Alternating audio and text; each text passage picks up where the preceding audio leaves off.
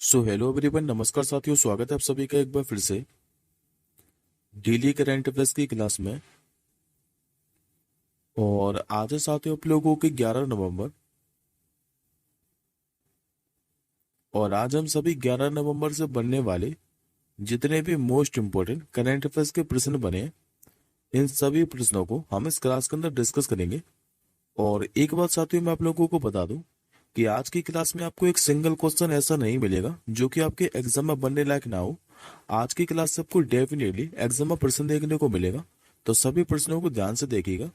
लेकिन साथियों जैसा कि आप सभी को ज्ञात है कि पहले हम लोग लास्ट क्लास के क्वेश्चनों को रिवीजन करते हैं, उसके बाद हम लोग आज के प्रश्नों के बढ़ते हैं। तो जल्दी से साथियों मैं आपको एक बार 2 मिनट के अंदर 10 नवंबर के करंट अफेयर्स के प्रश्नों को क्विकली रिवाइज करा देता हूँ। उसके बाद हम लोग आज के क्वेश्चनों के बढ़ेंगे।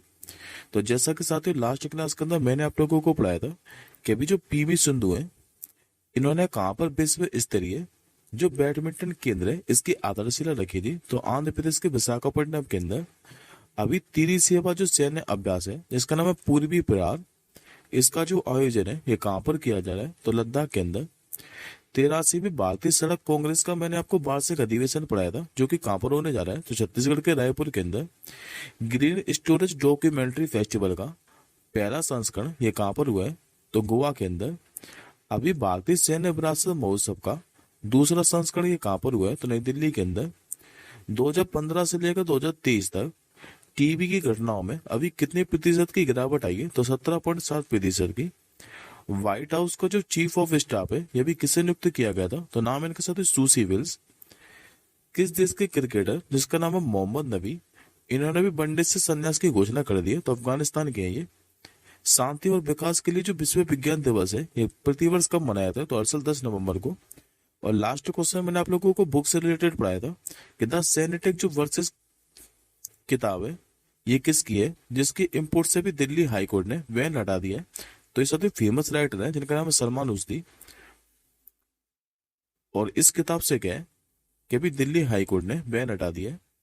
आई होप साथियों को 10 नवंबर के सारे करंट अफेयर्स के प्रश्न क्लियर होंगे। अब हम लोग आज के क्वेश्चनों की ओर बढ़ते हैं। तो आज का साथ आपका जो पहला ही क्वेश्चन है ये मोस्ट इंपोर्टेंट रहने वाला है, इस पे आप लोग स्टार मार्क के कर लीजिए। आप लोगों से पूछ रहा है कि अभी किसने पहली बार World Table Tennis Association final में जो महिला एकल का खिताब है ये जीता है,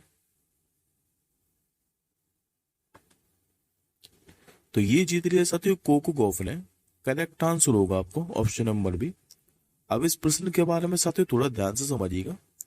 देखिए साथियों अमेरिका के युवा टेनिस स्टार खिलाड़ी है, नाम है जिनका कोको गॉफ। और इन्होंने भी पहली बार WTA फाइनल का खिताब जीता है। यदि आप लोगों से पूछे कि ये जो फाइनल है ये खेला कहाँ पर गया था, तो सऊदी अरब के रियाद में king Saudi university indoor arena है यहीं पर। और इन्होंने साथियों हराया किसको है, तो चीन की जेंग कीविन को। और इसी के साथ साथ जो कोको गॉफ है ये 2014 में सेरेना विलियम्स के बाद ये खिताब जीतने वाली पहली अमेरिकी खिलाड़ी भी बन गई है। और इन्हें पुरस्कार के तौर पर कितनी इनामी राशि दी गई है, तो 48 लाख डॉलर की। अब मैं साथियों आपको चारों के चारों ग्रैंड स्लैम के बारे में एक बार रिवीजन करा देता हूं, क्योंकि यहाँ से डेफिनेटली एग्जाम में प्रश्न देखने को मिलेगा आप लोगों को। तो याद रखिएगा साथियों एक साल में क्या है कि 4 ग्रैंड स्लैम आयोजित किए जाते हैं। सबसे पहले आयोजित किया था ऑस्ट्रेलियन ओपन, उसके बाद आयोजित किया था फ्रेंच ओपन, फिर किया था विंबलडन ओपन, और सबसे आखिरी में यूएस ओपन आयोजित किया था। जिसमें से साथियों ये भी पूछता है कि ये किस कोर्ट पर खेले जाते हैं, तो याद रखेंगे ऑस्ट्रेलियन ओपन जो यूएस ओपन है ये दोनों खेले जाते हैं हार्ड कोर्ट पर। फ्रेंच ओपन खुला जाता है क्ले कोर्ट पर यानी कि लाल मिट्टी के मैदान पर। और जो विंबलडन ओपन है ये ग्रास कोर्ट पर खेला जाता है यानी कि घास के मैदान पर। तो सबसे पहले हम लोग ऑस्ट्रेलियन ओपन के बारे में रिवीजन कर लेते हैं। तो याद रखेंगे साथियों ऑस्ट्रेलियन ओपन में इस बार जो पुरुष एकल का खिताब है ये किसने जीता है, तो इटली के यानिक सिनर ने। जबकि ऑस्ट्रेलियन ओपन में महिला एकल का खिताब किसने जीता था, तो बेलारूस की आरेना सबालेंका ने। बात करते हैं अब हम लोग फ्रेंच ओपन के बारे में। तो फ्रेंच ओपन में साथियों जो पुरुष एकल का खिताब है ये स्पेन के कार्लोस अलगराज ने जीता है। जबकि महिला एकल का खिताब किसने जीता है, तो पोलैंड की ईगा स्विएटेक ने। अब बात करते हैं हम लोग विंबलडन ओपन के बारे में। तो विंबलडन ओपन में जो पुरुष एकल का खिताब है ये स्पेन के कार्लोस अलगराज ने जीता है। जबकि इसमें महिला एकल का खिताब किसने जीता है, तो बारबोरा क्रिजकोवा ने। और सबसे आखिरी में यूएस ओपन आयोजित किया जाता है। तो यूएस ओपन में जो पुरुष सिंगल का खिताब है ये इटली के यानिक सीना ने जीता है, और जबकि महिला का खिताब किसने जीता है तो बेलारूस की आरेना सबालेंका ने। तो साथियों ऑस्ट्रेलियन ओपन जो यूएस ओपन है इसमें एक ही खिलाड़ी ने जीता है। तो मैं आपको पहले ही बता चुका हूँ, याद करने की ट्रिक सुन लीजिए। ये दोनों के दोनों हार्ड कोर्ट पर खेले जाते हैं, तो आराम से आप लोगों को याद बने रहेंगे कि जो ऑस्ट्रेलियन ओपन है और यूएस ओपन इसमें पुरुष सिंगल का खिताब जीता है इटली के यानिक सिनर ने, और जबकि महिला का खिताब इसमें किसने जीता है तो आरेना सबालेंका ने, जो कि बेलारूस की है। अब एक बार साथियों मैं आप लोगों को इटालियन ओपन के बारे में भी रिवीजन करा देता हूँ। जैसे कि दोस्तों मैंने आप लोगों को पढ़ाया था कि इटालियन ओपन 2024 में महिला सिंगल का खिताब ये किसने जीता था, तो ये जीता था पोलैंड की ईगा स्विएटेक ने। इटालियन ओपन 2024 में पुरुष सिंगल के खिताब के बारे में मैंने आप लोगों को पढ़ाया था, जो कि अलेक्जेंडर जियाब्रेव ने जीता था। और महिलाओं में भी चीनी ओपन का जो खिताब है ये किसने जीता है तो ये यूएसए की कोको गोफ ने जीता था। अब मैं एक बार आपको मियामी ओपन के बारे में और रिवीजन करा देता हूँ। जैसे कि साथियों मियामी ओपन 2024 का महिला एकल का खिताब अगर आप लोगों से पूछे तो ये जीता है डैनियल कॉलिंस ने। मियामी ओपन 2024 में पुरुष एकल के खिताब के बारे में पूछे आप लोगों से तो ये जीता था जानिक सिनर ने, जो कि इटली के ही है। और मियामी ओपन 2024 पुरुष एकल का खिताब जरूर याद रखिएगा, क्योंकि साथियों बात के रोहन बोपन्ना और मैथ्यू एबडन ने जीता है मिलकर। अब आज के हम लोग दूसरे क्वेश्चन क्यों पढ़ते हैं। आज का साथियों को जो दूसरा क्वेश्चन है या अपॉइंटमेंट से संबंधित है। आप लोगों से पूछ रहा है कि हाल ही में जो फिक्की है इसका जो अध्यक्ष है ये किसे नियुक्त किया गया है। ये बना दिए साथियों हर्षवर्धन अग्रवाल को। करेक्ट आंसर होगा ऑप्शन नंबर डी। दरअसल तो देश के सबसे बड़े उद्योग जो निकाय है भारतीय वाणिज्य एवं उद्योग महासंघ यानी कि फिक्की, इसने भी हर्षवर्धन अग्रवाल को अपना नया अध्यक्ष चुना है। और ये जो साथियों हर्षवर्धन अग्रवाल है ये 21 नवंबर को 97वीं वार्षिक आम बैठक के समापन पर अपना कार्यभार संभालेंगे। और स्थान ये किसका लेंगे तो डॉक्टर अनिल शाह का। बात करते साथ हम लोग फिक्की के बारे में, तो फिक्की भारत का सबसे पुराना और सबसे बड़ा व्यावसायिक संगठन है। इसकी स्थापना कई बार पूछी गई है, 1927 में हुई थी और महात्मा गांधी के निर्देश में हुई थी। जबकि इसका मुख्यालय का है तो नई दिल्ली के अंदर। और एक दबाव समूह है ये, जो कि वाणिज्य और उद्योग हित के संरक्षण के लिए कार्य करता है। अब आज का तीसरा क्वेश्चन देखिए। आज का आप लोगों के सामने तीसरा क्वेश्चन था जो कि ब्रांड एम्बेसडर से संबंधित है।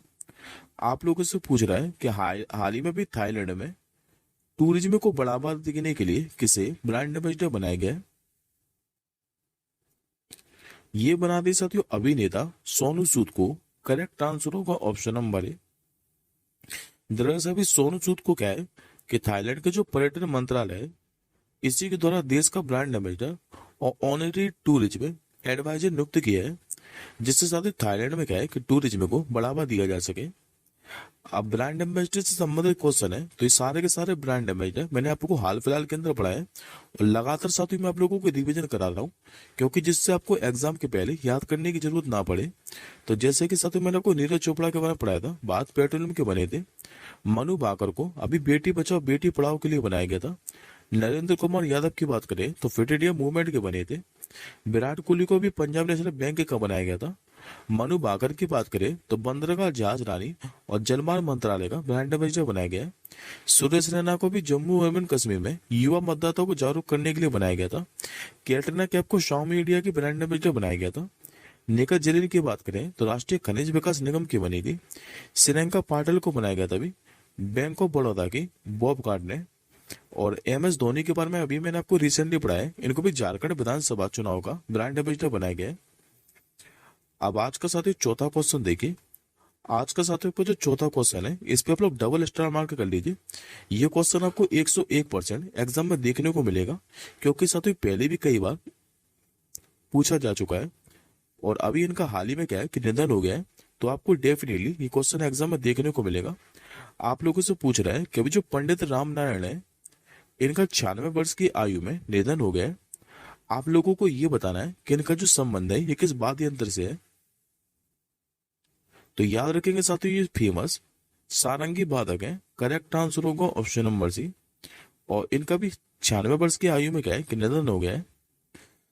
पंडित रामनारायण की बात करें साथियों तो ये एक प्रसिद्ध हिंदुस्तानी संगीतकार और सारंगी वादक है।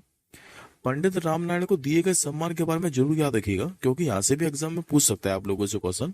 तो याद रखेंगे 1975 के अंदर क्या है कि इनको संगीत नाटक अकादमी से सम्मानित किया गया था, जबकि साथियों इनको 2005 के अंदर भारत का जो दूसरा सर्वोच्च नागरिक सम्मान है इसका नाम पद्म विभूषण, इससे भी सम्मानित किया जा चुका है।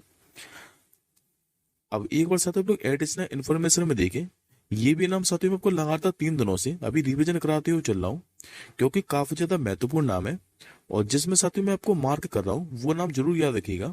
एक तो आप लोगों को इसमें याद रखना है प्रसिद्ध नृत्यांगना यामिनी कृष्णमूर्ति का नाम। इनका संबंध भरतनाट्यम नृत्य से है और ये रुक्मणी देवी अरुणडेल की शिष्य है। इनका भी हाल ही में निधन हुआ है। दूसरा आप लोगों को नाम याद रखना है अली अकबर खान के शिष्य जिनका नाम है राजीव तारानाथ, जो कि एक प्रसिद्ध सरोद वादक थे। इनका भी अभी रिसेंटली निधन हो गया है। तीसरा आप लोगों को इसमें नाम याद रखना है गांधीवादी सुब्रा रनाडे का, जिनको पद्म भूषण से सम्मानित किया गया था 2011 के अंदर। इनका भी रिसेंटली निधन हुआ है। और चौथा आप लोगों को नाम याद रखना है इसमें बिहार कोकिला का, जिनका नाम है शारदा सिन्हा। ये लोक गायन है और अपने छठ पूजा के गानों के लिए काफी ज्यादा फेमस थी ये। इनका भी अभी रिसेंटली निधन हुआ है। ये साथियों 5 नाम तो आप लोगों को याद रखने ही रखने हैं, क्योंकि ये काफी ज्यादा महत्वपूर्ण नाम है। बाकी के ऊपर मैं आपको और रिविजन करा दूं तो जैसे पश्चिम बंगाल के पूर्व मुख्यमंत्री बुद्धदेव भट्टाचार्य का नाम याद रखना है। इनका भी रिसेंटली निधन हुआ था। नटवर सिंह की बात करें तो विदेश मंत्री रह चुके हैं, इनका भी हो गया निधन।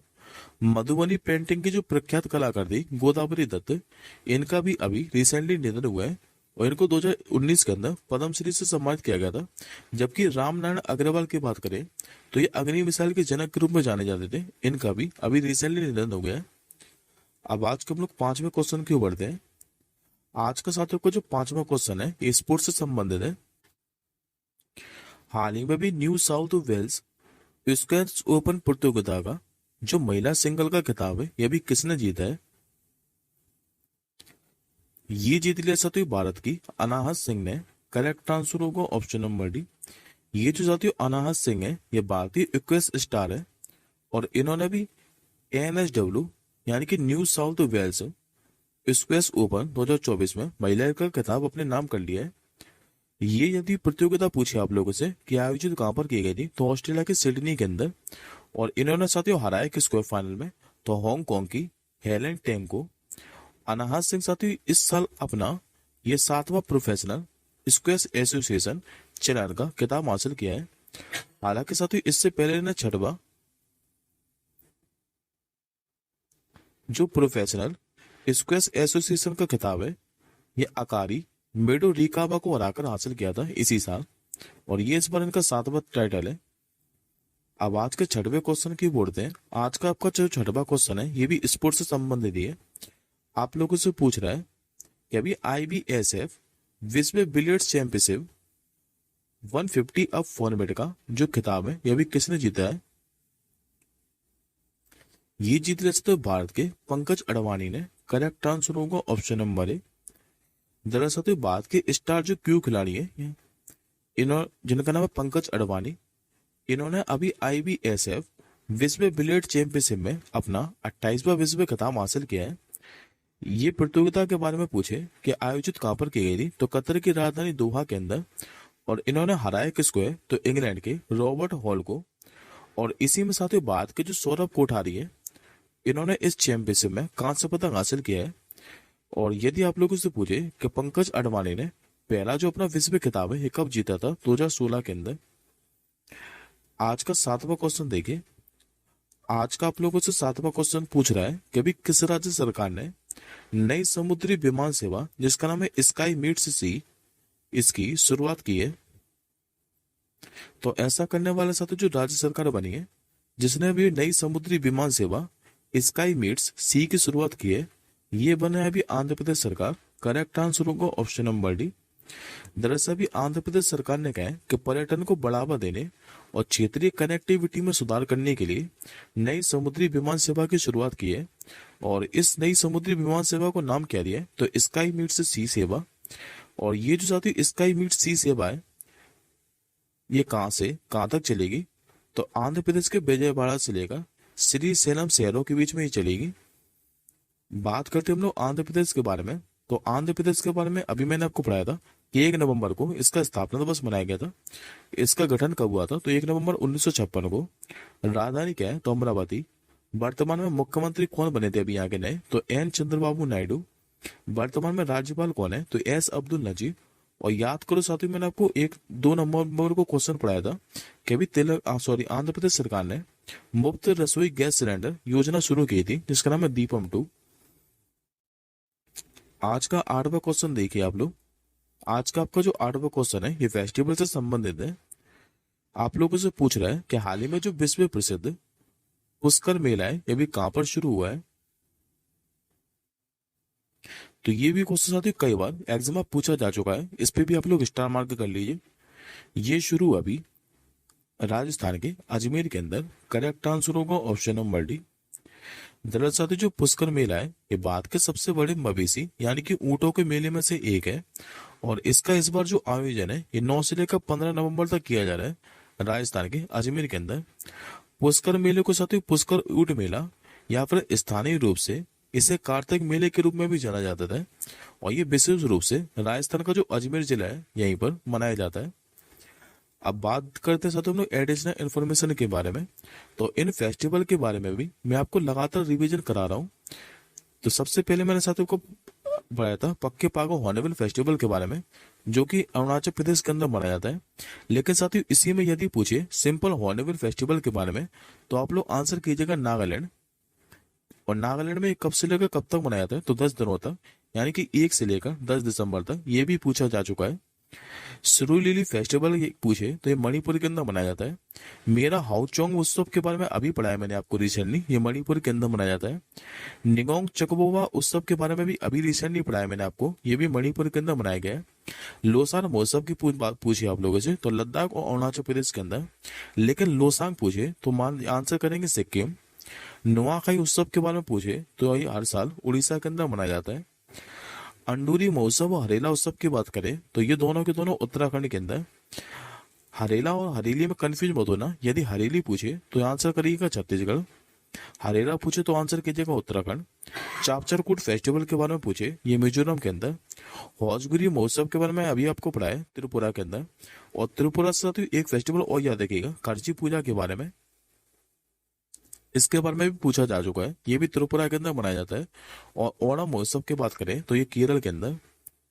एक और याद रखिएगा साथियों बिहू उत्सव के बारे में, ये असम के अंदर मनाया जाता है, कई बार पूछा जा चुका है। अब आज का 9वां क्वेश्चन देखिए। आज का आप लोगों से 9वां क्वेश्चन पूछ रहा है कि हाल ही में भी कहां पर पहली डिजिटल जनसंख्या घड़ी का उद्घाटन किया गया है? ये उद्घाटन हुआ साथियों बेंगलुरु के अंदर। करेक्ट आंसर होगा ऑप्शन नंबर बी।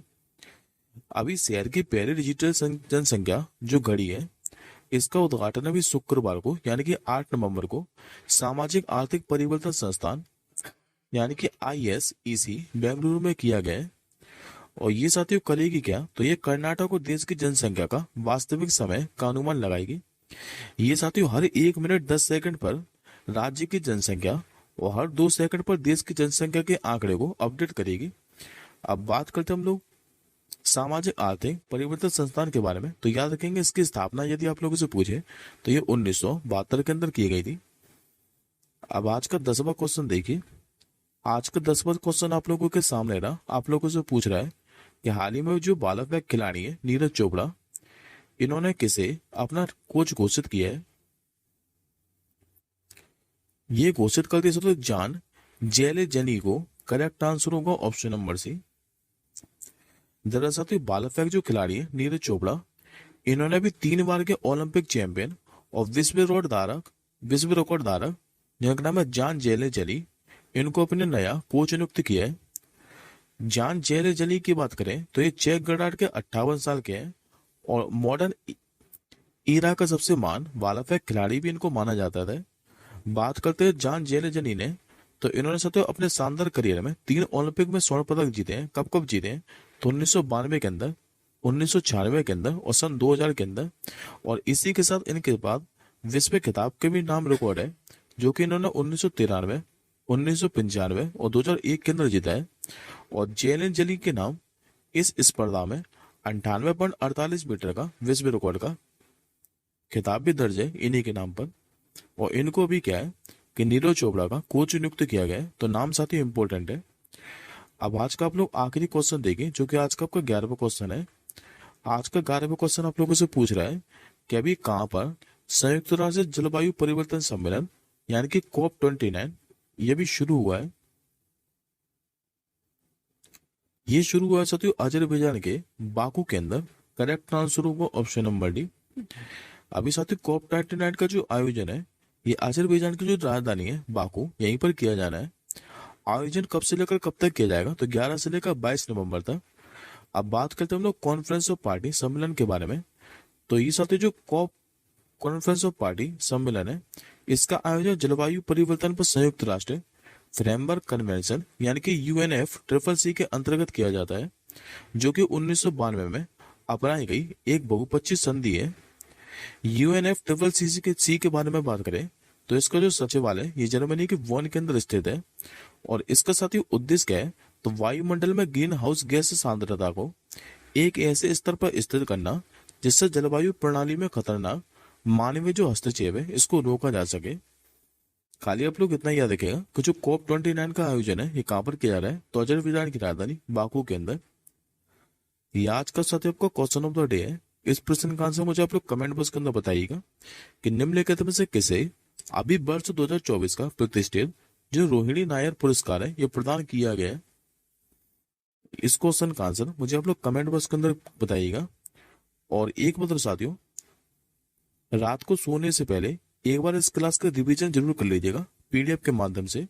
PDF आप लोगों को हमारे टेलीग्राम ग्रुप पर मिल जाएगी। तो टेलीग्राम ग्रुप का जो लिंक है वो इस वीडियो के डिस्क्रिप्शन बॉक्स में है, तो आप लोग टेलीग्राम ग्रुप से जरूर जुड़ जाइएगा। अब हम जल्दी मिलेंगे कल 4:30 बजे अगली क्लास के साथ ही। तब तक के लिए जय हिंद, वंदे मातरम।